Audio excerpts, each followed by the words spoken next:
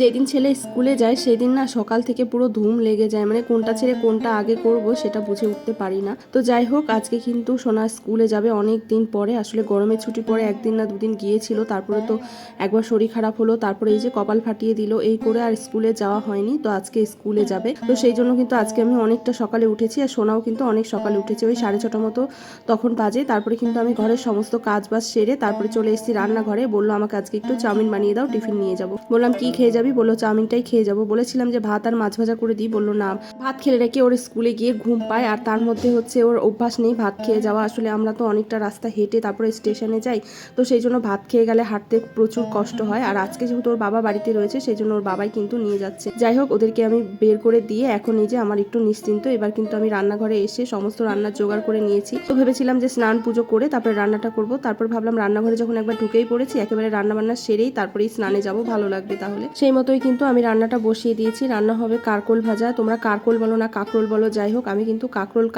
যখন যেটা মনে হয় তখন সেটা বলি। তো কারকোলটা আগে ভেজে নিয়ে তারপরে কিন্তু মাছটা ভাজলাম, কারণ আবার কারকোল যদি পরে ভাজি তাহলে কড়াইতে তেল থেকে যাবে। তো সেই জন্য কারকোলটা ভেজে নিয়ে মাছ ভেজে তারপরে কিন্তু এই যে আলু পটল দিয়ে মাছের ঝোলটাও করে নিয়েছি।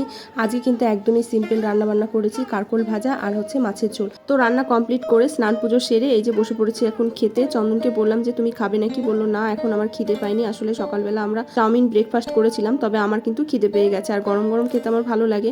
তো সেই জন্য আমি এখন খেয়ে নিচ্ছি। ও বললো ছেলেকে নিয়ে এসে একেবারে খাবার, আজ কিন্তু ছেলে তাড়াতাড়ি ছুটি হবে, সেই জন্য কিন্তু ছেলে আরও পরে একসাথে খেয়ে নেবে। চলো টাটা।